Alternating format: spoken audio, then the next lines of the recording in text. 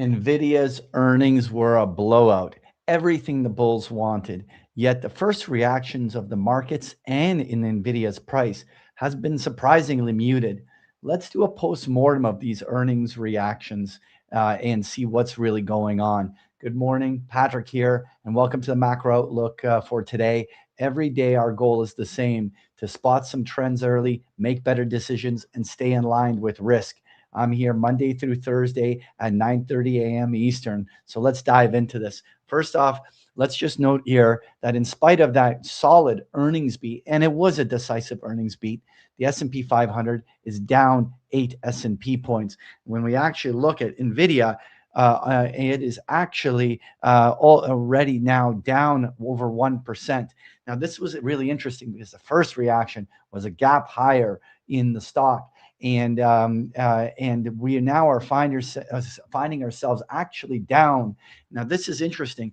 Whenever you see in the market, whenever their market is doing something different than the consensus, you have to pay attention. Now, this kind of an earnings beat, if this was legit, it should have hit that market on the upside pretty strong. We should have seen a legitimate gap higher in Nvidia. It should have been like the $200+ on the upside and open that floodgate for a buy sequence, short squeeze, everything that's in there.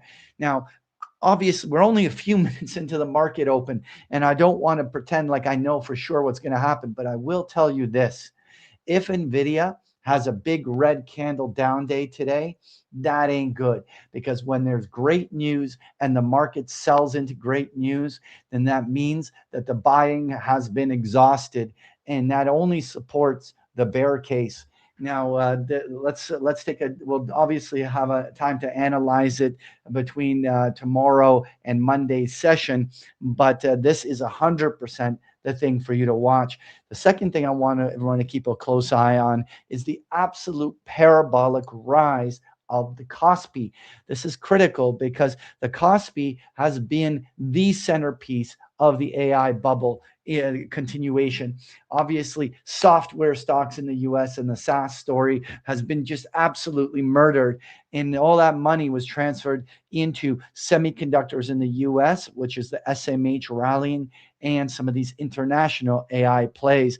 Now, in the semiconductor index, close to 40 to 50% now of this index is composed of only two stocks. The first one is SK Hynix. Look at this parabolic blow-off run on the upside. And the second one is Samsung, which has also gone full parabolic.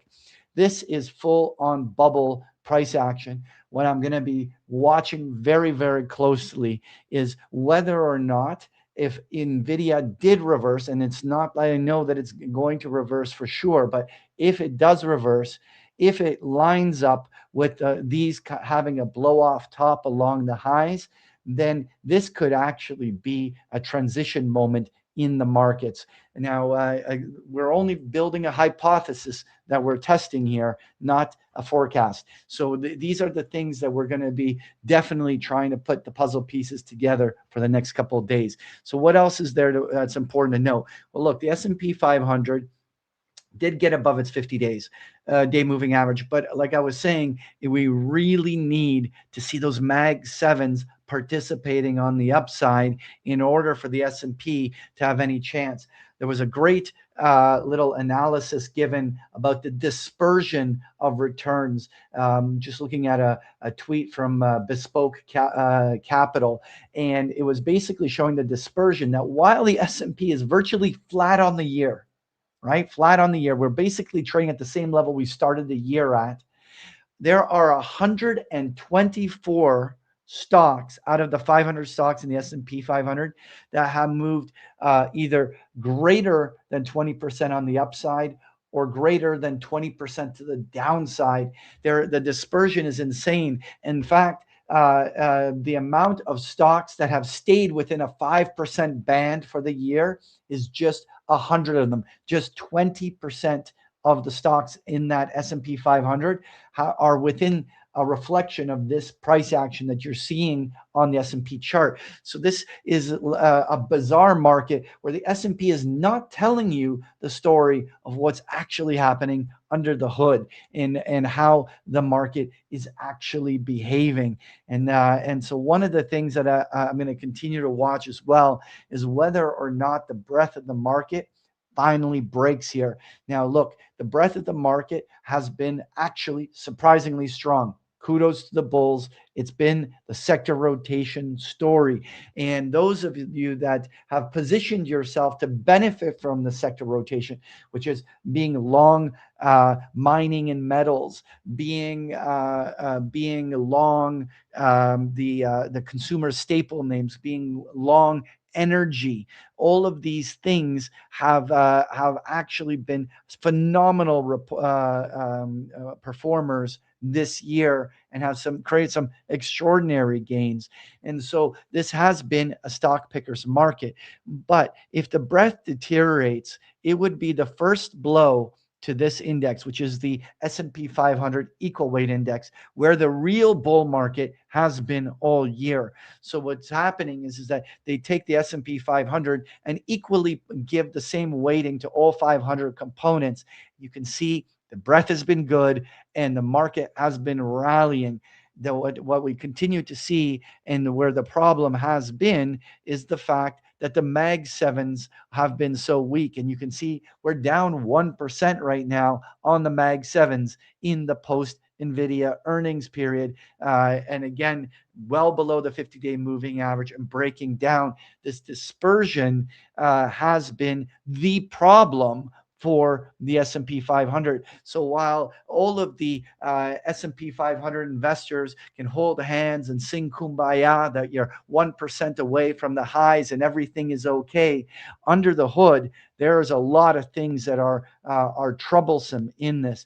The key here, we need to see that the breadth of the market continues to widen or strengthen, and we continue to see more and more flowing into those stocks that can support the market and keep that, at least the equal weight index in bull trend. If it does, it could keep the S&P 500 more pinned in there. But if we see that this NVIDIA earnings that has been lackluster in its first reactions is a nothing burger, and the Mag 7s go into any form of sell-off, if the sector rotation broadening of the market can't hold the support lines, the S&P 500 still has a systematic trader with tripwire waiting for it right around the 6,800, where the flows will pivot solely based on systematic traders, which are a $500 billion of capital with no discretion. And so we're going to watch closely how this develops. What are some of the other key things? Well, volatility has normalized. This is at least given the bulls a little bit of breathing room. Overall, there was a huge grab at insurance and downside hedging over the last week. This has walked its way back, and it's not spiking in the post-NVIDIA earnings period. This is a very good indication, at least at this moment, that the bulls have at least got a handle on this thing on the very short term. So I do actually think today will end up being an important day. It wasn't an NVIDIA miss. And so NVIDIA will not be guilty of basically turning the tide of the whole market.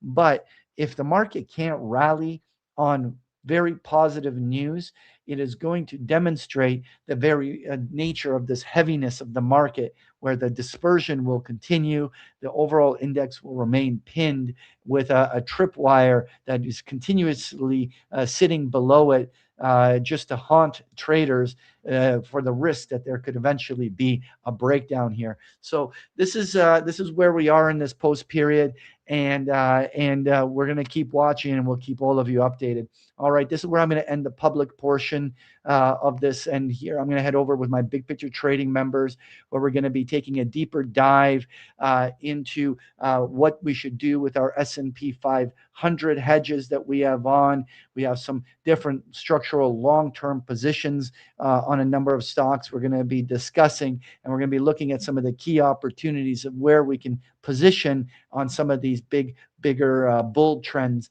that are potentially turning.